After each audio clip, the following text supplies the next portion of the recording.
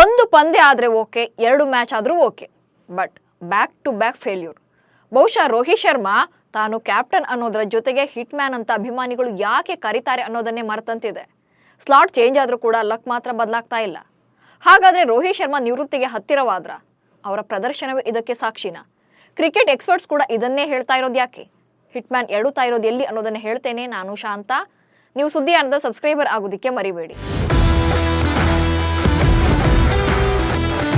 Border Gavaskar test ಸರಣಿ ಭಾರತಕ್ಕೆ ಎಷ್ಟು ಇಂಪಾರ್ಟೆಂಟ್ ಅನ್ನೋದು ಎಲ್ಲಾ ಕ್ರಿಕೆಟ್ ಅಭಿಮಾನಿಗಳಿಗೂ ಕೂಡ ಗೊತ್ತಿರೋದೆ. ಅದರಲ್ಲೂ ಕೂಡ 4ನೇ ಮ್ಯಾಚ್ ಟೀಮ್ ಇಂಡಿಯಾ ಪಾಲಿಗೆ ನಿರ್ಣಾಯಕ. ವಿಶ್ವ ಟೆಸ್ಟ್ ಚಾಂಪಿಯನ್ಶಿಪ್ ರೇಸ್ನಲ್ಲಿ ಉಳಿಬೇಕು ಅಂದ್ರೆ ಈ ಪಂದ್ಯವನ್ನ ಗೆಲ್ಲೇಬೇಕು. ಮೊದಲ ಟೆಸ್ಟ್ ಪಂದ್ಯದಲ್ಲಿ ಗೆದ್ದಿದ್ದಂತ ಭಾರತ 2ನೇ ಪಂದ್ಯವನ್ನ ಕೈ ಚೆಲ್ಲಿಕೊಂಡಿತ್ತು. ಇನ್ನು 3ನೇ ಪಂದ್ಯ ಡ್ರಾ ಆಗಿದೆ. ಅಲ್ಲಿಗೆ ಸರಣಿ ಸಮಬಲ ಆಗಿದೆ. ಬಟ್ 4ನೇ ಪಂದ್ಯ ಯಾರಿಗೆ WTC ಫೈನಲ್ ಹಾದಿ ಅನ್ನೋದನ್ನ ಡಿಸೈಡ್ ಮಾಡುತ್ತೆ. ಇಂಥ ಟೈಮಲ್ಲೂ ಕೂಡ ಕ್ಯಾಪ್ಟನ್ ರೋಹಿತ್ ಶರ್ಮಾ ಕೇರ್ಲೆಸ್ ಆಗಿ ಆಡ್ತಿರೋದೇ ಬೇಸರಕ್ಕೆ ಕಾರಣ ಆಗಿದೆ. ಆಸ್ಟ್ರೇಲಿಯನ್ನರ ಹೊಡಿಬಡಿ ಆಟ. ಮೊದಲ ಇನ್ನಿಂಗ್ಸ್ ನಲ್ಲಿ 474 ರನ್. ಟಾಸ್ ಗೆದ್ದಂತ ಆಸ್ಟ್ರೇಲಿಯಾ ತಂಡ ಮೊದಲ ದಿನ ಭರ್ಜರಿ ಬ್ಯಾಟಿಂಗ್ ಅನ್ನ ಮಾಡಿತ್ತು.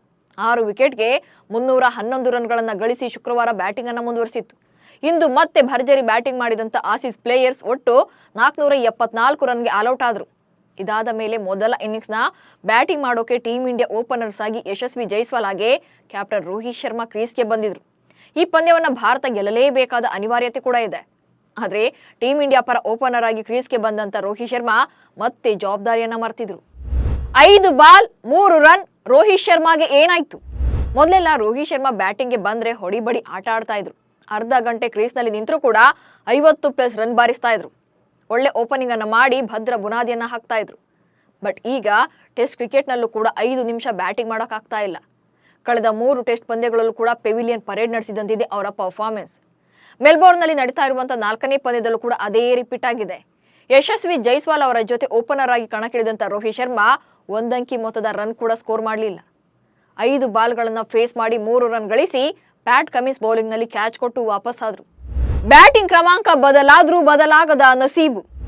ಆಸ್ಟ್ರೇಲಿಯಾ ಸರಣಿನಲ್ಲಿ ಮೊದಲ ಪಂದ್ಯದಿಂದ ಹೊರಗುಳಿದಿದ್ದಂತ ರೋಹಿತ್ ಶರ್ಮಾ 2ನೇ ಪಂದ್ಯಕ್ಕೆ ಜಾಯ್ನ್ ಆಗಿದ್ರು.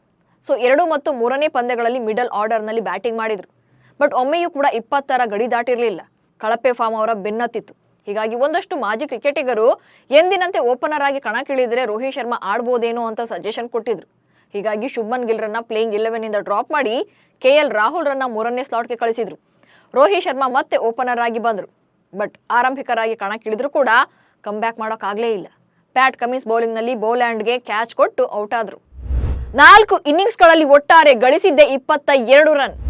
ಆಸ್ಟ್ರೇಲಿಯಾ ಸರಣಿಯಲ್ಲಿ ರೋಹಿತ್ ಶರ್ಮಾ ಇಂದಿನ ಇನ್ನಿಂಗ್ಸ್ ಕೂಡ ಸೇರಿ ಒಟ್ಟು 5 ಇನ್ನಿಂಗ್ಸ್ಗಳಿಂದ 27 ರನ್ ಗಳಿಸಿದ್ದಾರೆ.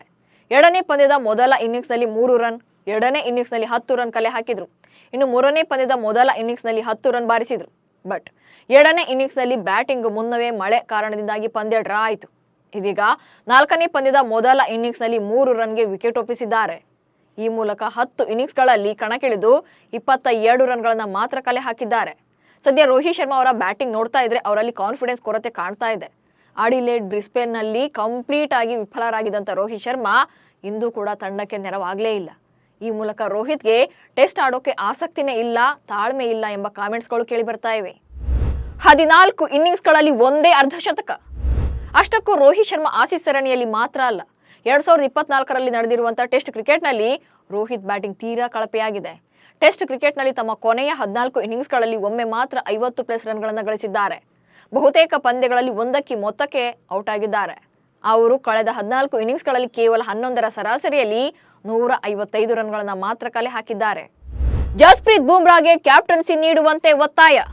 ರೋಹಿತ್ ಶರ್ಮಾರ ಈ ಕಳಪೆ ಪ್ರದರ್ಶನ ಹಾಗೆ ಕ್ಯಾಪ್ಟನ್ಸಿಯಲ್ಲಿ ಸೋಲು ಹೆಚ್ಚಾಗ್ತಾ ಇರೋದ್ರಿಂದ ಕ್ರಿಕೆಟ್ ಫ್ಯಾನ್ಸ್ ಅಂತೂ ಜಸ್ಪ್ರೀತ್ ಬುಮ್ರಾಗೆ ಕ್ಯಾಪ್ಟನ್ಸಿ ಕೊಡಿ ಅಂತ ಒತ್ತಾಯ ಮಾಡ್ತಿದ್ದಾರೆ. ಜಸ್ಪ್ರೀತ್ ಬುಮ್ರಾ ನಾಯಕತ್ವದಲ್ಲಿ ಪರ್ತ್ನಲ್ಲಿ ನಡೆದಿದ್ದಂತ ಮೊದಲ ಪಂದ್ಯದಲ್ಲಿ ಆಸ್ಟ್ರೇಲಿಯಾವನ್ನ 295 ರನ್ಗಳಿಂದ ಭಾರತ ಸೋಲಿಸಿತ್ತು. ಬಟ್ ಆಡಿಲೇಡ್ನಲ್ಲಿ ರೋಹಿತ್ ತಂಡಕ್ಕೆ ಕಂಬ್ಯಾಕ್ ಮಾಡಿದ ನಂತರ ಭಾರತ ಸೋಲನ್ನ ಕಾಣಿತು.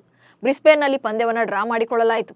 ರೋಹಿತ್ ಹೀಗೆ ಫೇಲ್ ಆಗ್ತಾ ಇದ್ರೆ ಬುಮ್ರಾ ಬೌಲಿಂಗ್ ನಲ್ಲಿ 1 ಮ್ಯಾನ್ ಆರ್ಮಿ ತರ ಭಾರತವನ್ನ ಕಾಪಾಡ್ತಾ ಇದ್ದಾರೆ. ಆಸೀಸ್ ಸರಣಿಯಲ್ಲಿ ಹೈಯೆಸ್ಟ್ ವಿಕೆಟ್ ಟೇಕರ್ ಆಗಿದ್ದಾರೆ. ಸದ್ಯ ಮೆಲ್ಬೋರ್ನ್ ಟೆಸ್ಟ್ ನಲ್ಲೂ ಕೂಡ ಫಸ್ಟ್ ಇನ್ನಿಂಗ್ಸ್ ನಲ್ಲಿ 4 ವಿಕೆಟ್ಗಳನ್ನ ಬೇಟೆಯಾಡಿದ್ದಾರೆ. ಒಂದ್ ಕಡೆ ಬುಮ್ರಾ ಪಂದ್ಯದಿಂದ ಪಂದ್ಯಕ್ಕೆ ಬೆಸ್ಟ್ ಪರ್ಫಾರ್ಮೆನ್ಸ್ ನೀಡ್ತಾ ಇದ್ರೆ Rohit Sharma back to back failure ಕಾಣ್ತಿದ್ದಾರೆ. ಹಿಟ್ ಮ್ಯಾನ್ ರ ಈ ಪ್ರದರ್ಶನಕ್ಕೆ ಅಭಿಮಾನಿಗಳು ಕೂಡ ಬೇಸರಗೊಂಡಿದ್ದಾರೆ. ಇನ್ನಾದ್ರೂ ಕೂಡ ಕಮ್ ಬ್ಯಾಕ್ ಮಾಡ್ಲಿ, ಇಲ್ಲದೇ ಇದ್ರೆ ದೃಢ ನಿರ್ಧಾರವನ್ನ ಕೈಗೊಳ್ಳಿ ಅಂತ ಸಜೆಷನ್ಸ್ ಕೊಡ್ತಿದ್ದಾರೆ. ಸೊ ನೀವು ಕೂಡ ಹಿಟ್ ಮ್ಯಾನ್ ಅಬ್ಬರಕ್ಕೆ ಕಾಯ್ತಾ ಇದ್ದೀರಾ ಅನ್ನೋದನ್ನ ಕಮೆಂಟ್ಸ್ ಮೂಲಕ ತಿಳಿಸಿ. ಹಾಗೆ ಸುದ್ದಿಯಾನವನ್ನ ಫಾಲೋ ಮಾಡಿ. ನಮಸ್ಕಾರ.